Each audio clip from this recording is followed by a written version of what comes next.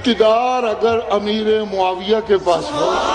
امیر معاویہ نے حکم دے رکھا تھا کہ دکانیں کھلی چھوڑ کے جائے، کرسی دا سفر میرے مرشد نے کنا سچا کیا سی، کرسی مانگنے والا، اقتدار مانگنے والا، عہدے مانگنے والا، اقتدار مانگنے والا، حکمرانی مانگنے والا، مرتبے مانگنے والا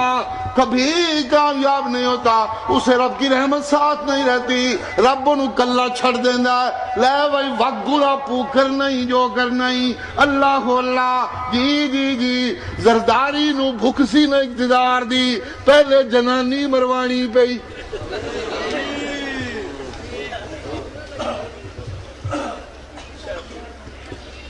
کیوں بھائی غلط کہہ رہا ہوں، غلط کہہ رہا ہوں، بے نظیر قتل نہ ہوتی تو زردانی نو حکمرانی ملدی سی، اب ملدی سی، اللہ کو ملدی سی، انہیں تو زرداری نو کھڑے لائے سی جی، اللہ اللہ جی۔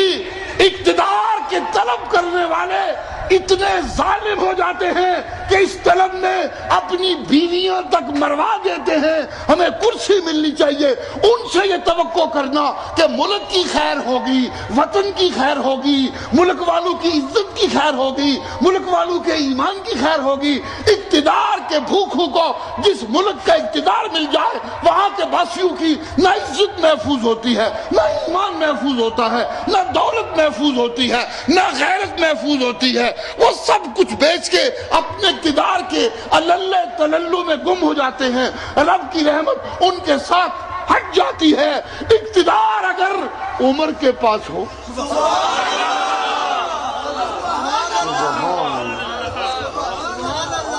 سبحان اللہ، اقتدار اگر صدیق کے پاس ہو،